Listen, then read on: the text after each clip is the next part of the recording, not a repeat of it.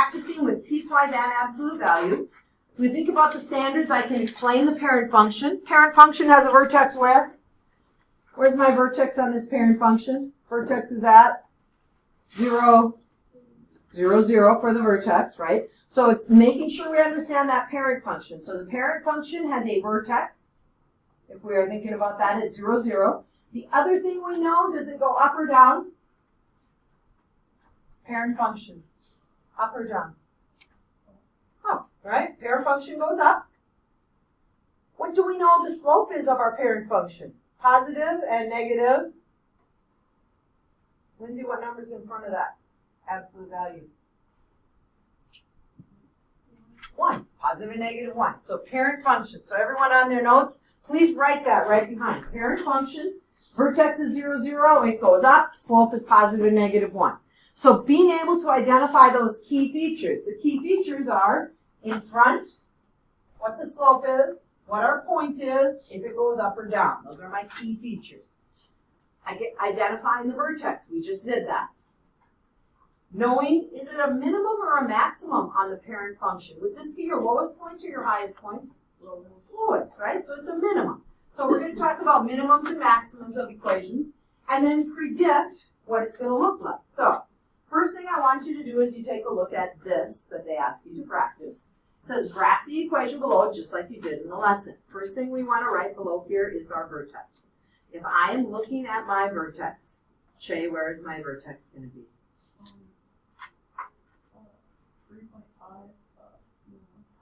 3.5 and 1/2. Does it matter if we write 1/2 as a fraction or as a decimal? No. So go to 3.5 and then up 1/2 and place a point, right? That's my vertex. Next thing, Fred, is my V shape going up or down? Up. If I'm looking at it, Jackson, my slope is 1. Positive and negative 1. So from this point, I'm going to go up 1 and over 1, right? So it's going to be in the middle. Up 1, if we are looking at that. Up 1, ooh, it should go over into the middle, right? Do you agree? Okay. Could I have had the point right here and right here? Okay, so make your V shape. This is the slope of 1. On this side, it's going to be in the middle. We wanted to do the middle of each one. Or could you have done right where these two meet at 3 and 1, okay? And so here is our graph if we are taking a look at that. So that's what you did in your homework, right? Goes up, slope of 1. If I asked you what is my domain? Domain would be, as I'm looking at this, Jim, what? Domain is all real numbers. Caleb, if I am looking at the range is my y values. We'd say range is where y is greater or equal to 1/2. And it is still going to be all real. So making sure you're kind of always thinking about that domain and range with each one. Okay? So now they are asking you to fill in your vertexes for each of these. So right now, thinking about what we just said for our equation, right? So if I'm writing that new type of our equation, vertex form, please write in the vertex, right slope, and left slope for me right now, okay? I look at my vertex. When I'm looking at the slope, right, my positive and negative slope, I'm always looking at the number that's out in front, okay? So, as we are looking at these, Brady, you want to help us out with what is my vertex on the first one? 1 and 3. So I'm going to go to 1. Some of you were off on your graphing, and 3. Okay? If I look at the vertex of the next one, what am I looking at, Sierra Horn? -2 and -2. Okay? Casey, if I'm looking at the vertex in the last one. Then +1, wait. Go way back to this one. So x minus what? 2.5. So at positive 2.5, negative. Negative. Negative 2.5, okay. And what's the y coordinate? Plus what? 0. Plus 0. Okay. So negative 2.5, 0. Okay. So we get all our vertexes. Okay. Erica, positive or my slope that we were looking at out in front. So the right slope. This one. Negative 2. Erica, is my my V shape going up or down? Which way did you say? Down. So this negative right here, I thought you said down the first time too. It just was a shorter version of down when you said it the first time. Right? So down, this negative tells us down, right? So if I'm looking at this one, Sierra Burrow, what am I looking at? Up or down? This one is going to go up, so my V has to go up, right? So putting some of these key features in Cal for the last one. -1. Okay, just what direction? Up or down? Which way? Down. Down. Okay. So kind of thinking about that, and then we want to fill in our slopes, right? So Erica said -2, so this one has to be a +2. If you were going to graph that, so down 2, right? Down 2 over, thinking of it as a fraction, 2 over 1, +2 over 1, right? So put your points, okay? If you haven't graphed, keep doing the next one as you are taking a look at that, right?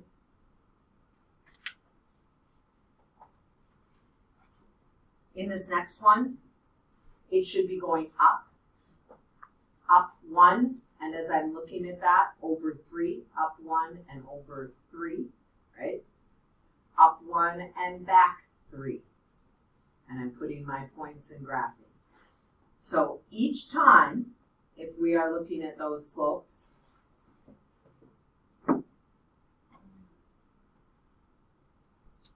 each time when I am taking a look at those, my slope here was a +1/3 and a -1/3. If I am looking at that last one, heavy, what is my -1. Okay, my right slope is -1. If I want to put it 1 over 1, and the left slope would be 1 or 1 over 1, okay? And so if I'm graphing those, this should be going down, right? So we're going down from our point, down 1 and over 1, down 1 over 1. It kind of keeps getting in the middle there as you are taking a look at those.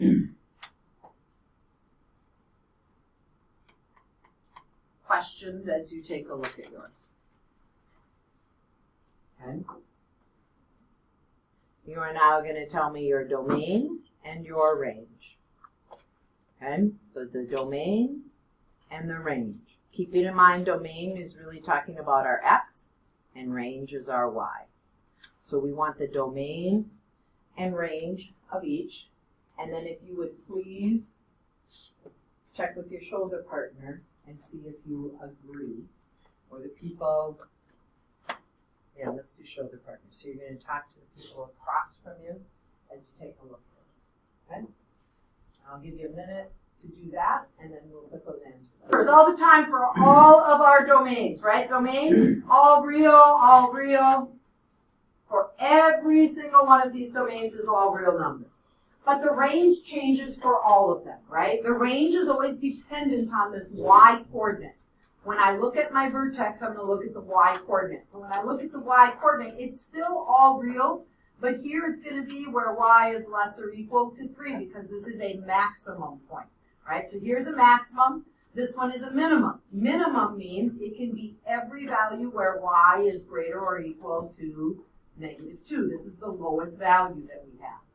Here, our domain is going to be all reals, but our range is going to be everywhere where y is less or equal to 0, because the y value is 0 of that point.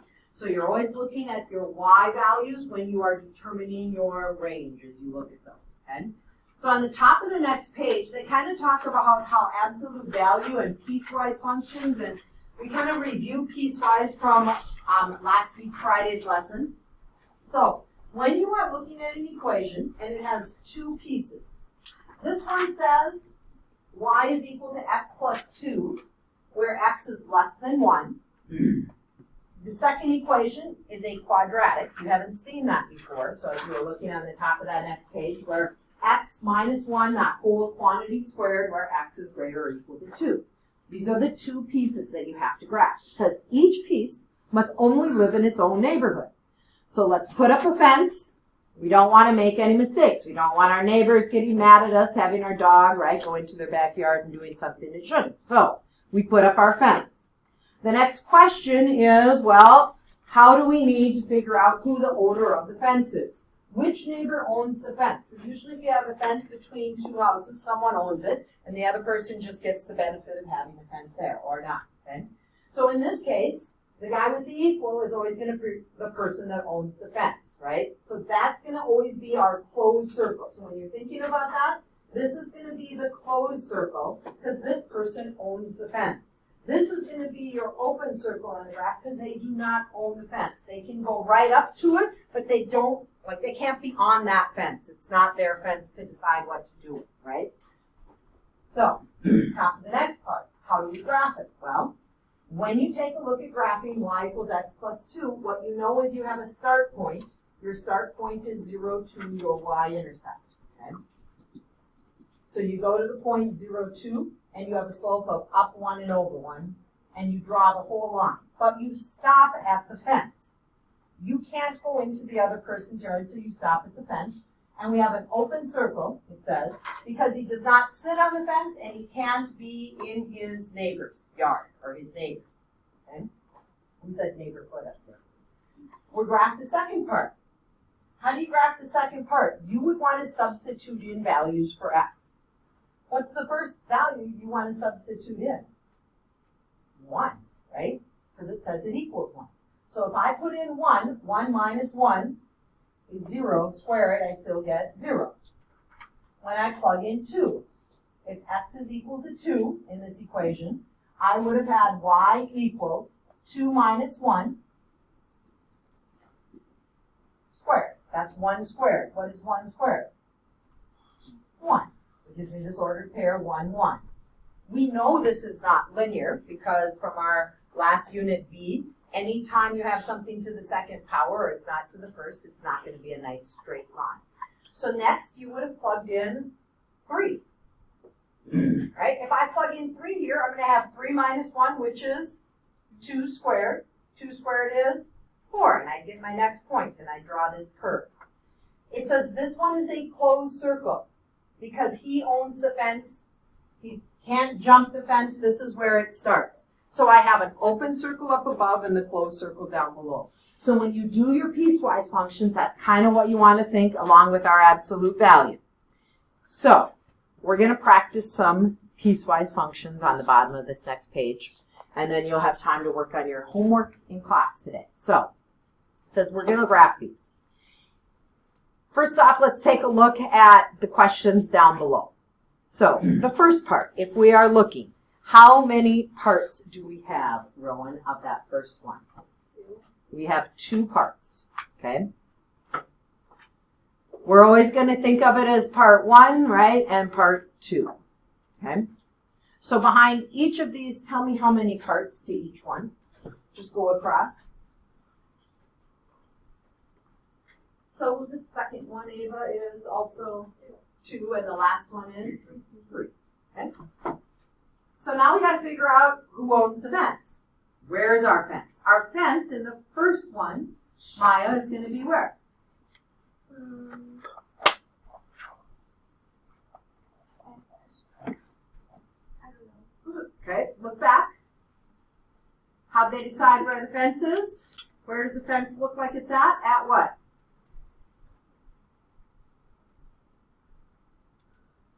The vertical line, where at?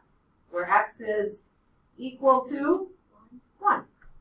So in ours, where is our fence in this one?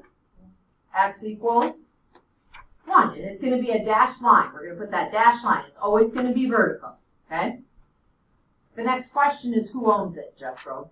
Part 1 or part 2 owns the fence? Equation 1 or equation 2? Equation 2, okay?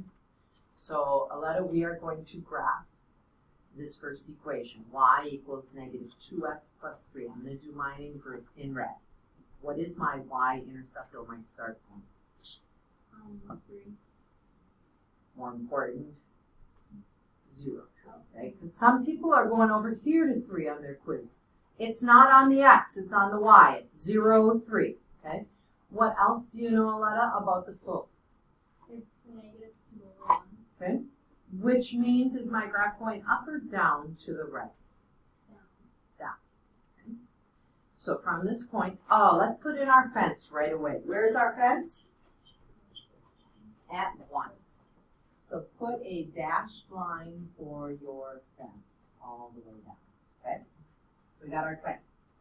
We said the slope is negative 2, so we're going to go down 2 and over 1. We can't keep going over here, right? Because we are crossing into our neighbors. So we're now going to go up 2 and back 1. Should this be an open or a closed circle on the fence? Open. Should be open, because they don't own the fence. Okay? Emma, you're going to start me on equation 2 down here. Y equals negative x. What is my y-intercept or start point? 0, 0. Okay? I'm going to start it here, even though I'm going to end up like erasing this or not using it. What do I know my slope is, Emma? Negative 1 over 1. So from this point, I'm going down 1 and over 1. Down 1 and over 1. Down 1 and over 1. And should it be a closed or open circle on the fence, Emma? Closed. And then I could just erase this, right?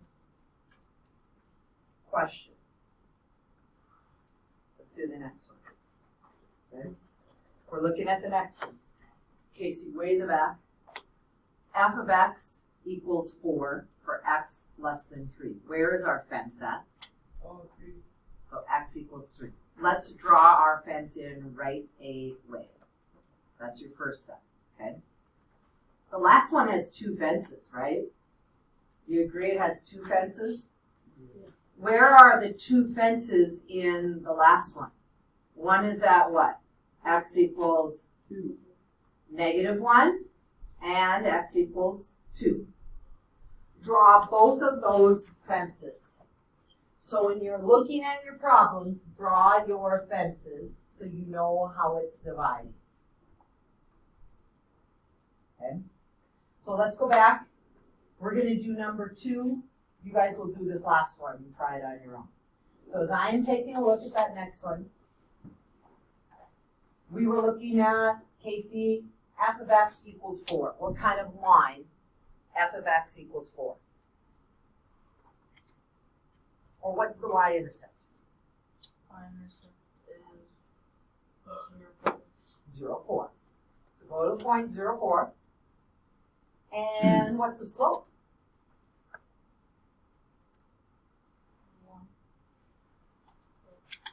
1. F of x equals 4. The slope is actually, 1. because think of it as what do you have times y equals mx plus b. What is going to be my b, or my m? Do I have an x? Kind of a trick question on my part. What's the slope? If there's no m, there's no number. What do we think of as to get nothing? 0. So the slope in this one is 0. Okay, so our slope is 0. So that means it helps you to draw that face, a horizontal line. It's going to be an open circle, right? Open circle from 4, okay, because it wasn't on the fence, okay?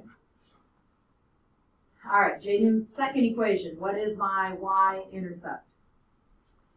0, negative 1. 0, negative 1. I am gonna start there. Even though it's way over here, I'm gonna start at that point, 0, -1. And my slope was what? 1/2. 1/2. And it's a positive, so it's going up, right? So from this point, I'm gonna go up 1 and over 2, up 1 and over 2, up 1 and over. So when I take a look at this, if I was gonna draw this line, that part's gonna be solid. Right here is gonna be my circle closed because that's the part where it's at, and I'm gonna erase the other stuff. Okay? If it helps you to keep this here so you can kind of see this point and up 1 and over 2, you can leave it there, just know don't draw your line on that back. Okay? So I would like you right now to try the last one. There is one horizontal part and the other two both slant down.